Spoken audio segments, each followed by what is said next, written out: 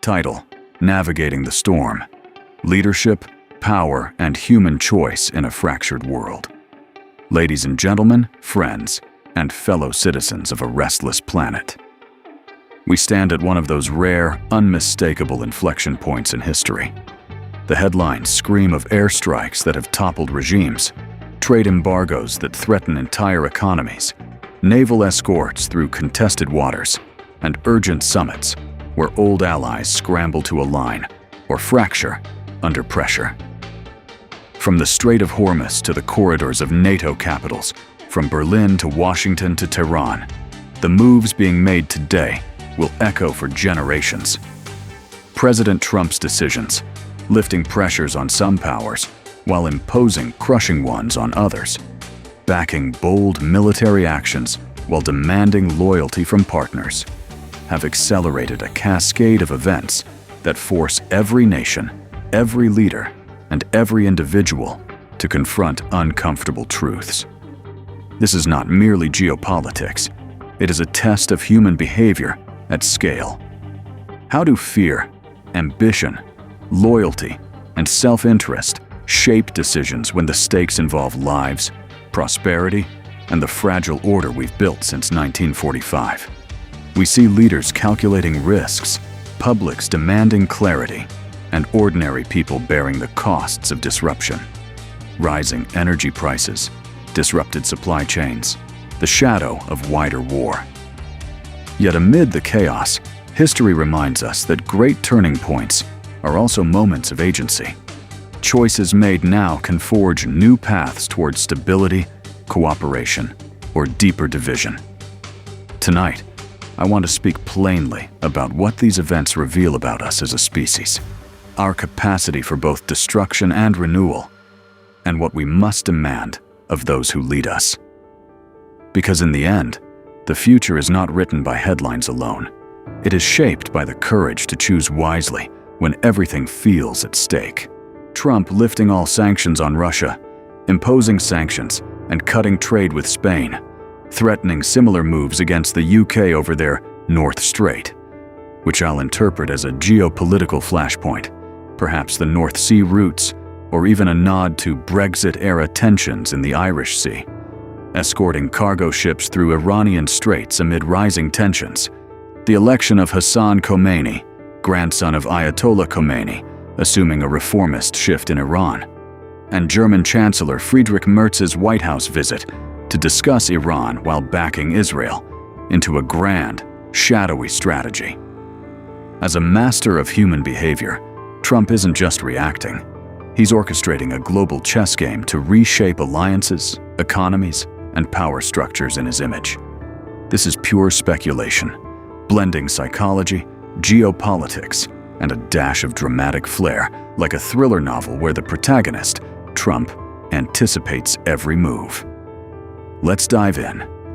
The setup: Trump's behavioral blueprint. Trump, ever the dealmaker and showman, operates on a core principle: chaos as currency. From his real estate days to politics, he's a student of human psychology, leveraging fear, loyalty, and greed to bend people and nations to his will. In this 2026 scenario, with a second term underway, or perhaps an unprecedented third via some legal loophole, he's not just president. He's the conductor of a symphony of disruption. The recent headlines aren't random.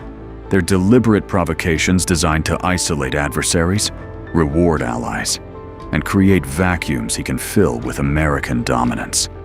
Think of it as the art of the deal on steroids, but with nukes and tariffs as bargaining chips. It starts with Russia. Lifting all sanctions isn't mercy. It's a calculated olive branch to Putin, or his successor, if we're spinning yarns. Trump's behavioral insight: Russia, battered by years of isolation, craves relevance. By trumping the sanctions, nice pun there, he's pulling Moscow into his orbit, perhaps trading energy deals for quiet support in other theaters. Imagine secret back channels where Trump whispers, "Vlad, you handle Europe from the east, I'll squeeze them from the west." This sets the stage for a new bipolar world, not US versus China, but a Trump-led bloc versus everyone else. The European squeeze, Spain, UK, and the Merz meeting now. The hits on Spain, full sanctions and a total trade cutoff. Why Spain? It's not about tapas or tourism. It's a proxy strike at the EU's soft underbelly. Spain's economy relies heavily on US imports, agriculture, tech, tourism, and Trump knows pain points trigger panic. Behaviorally, he's exploiting Europe's fractures, post-Brexit resentment, debt woes, and energy dependencies. By punishing Spain, maybe over some fabricated dispute like NATO spending or migration policies, he's sending a message. Toe the line, or you're next. The North Strait jab at the UK. Let's conspiracyize it as the North Channel, or even a veiled threat to Arctic routes amid climate change. Trump's talking tough on UK trade cuts, knowing Britain's post-Brexit vulnerability makes them desperate for a US lifeline. Psychologically, it's classic Trump. Create uncertainty to force concessions, like favorable trade pacts or military basing rights. Enter Chancellor Merz's White House powwow. Merz, the pragmatic conservative who ousted Schultz in this timeline, isn't there for tea? He's discussing Iran, but really negotiating Europe's survival. Backing Israel? That's the cover story. The real play. Trump is dangling US protection, think NATO reinforcements or energy subsidies, in exchange for Germany pressuring the EU to fall in line. Merz, a master of his own behavioral games, stoic, deal-oriented, sees the writing on the wall. With Russia unleashed and US tariffs looming, Europe can't afford division. Prediction. Merz leaves with a grand bargain. Germany brokers, EU compliance. Trump eases up on Spain/UK threats, but only after extracting tech transfers or anti-China pledges. The conspiracy twist? This meeting seals a covert Atlantic axis, where Trump uses Merz as his European enforcer, sidelining France and fracturing the EU further. The Iranian gambit: escorts, elections, and escalation. Shift to the Middle East, where Trump's escorting cargo ships through the Strait of Hormuz amid Iranian saber rattling. This isn't chivalry, it's gunboat diplomacy 2.0.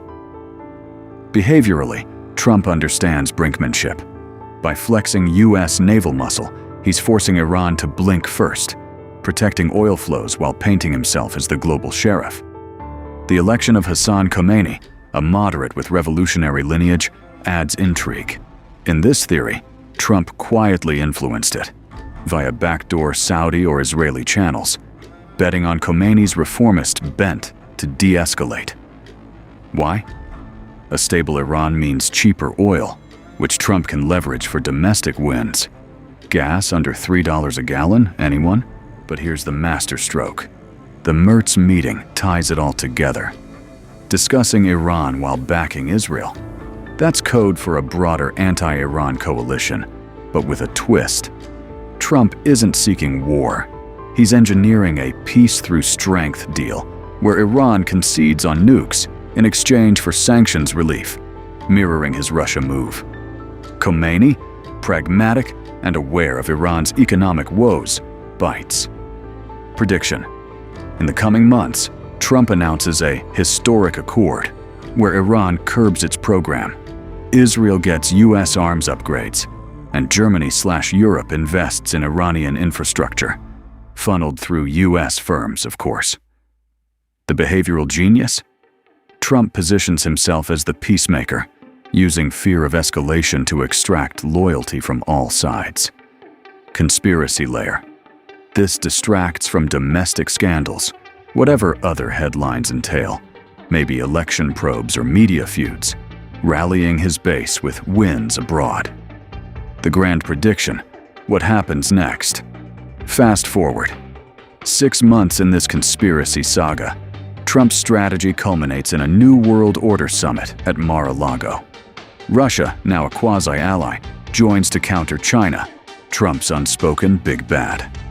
Spain and the UK, humbled by economic hits, sign lopsided deals. Think US access to ports and bases.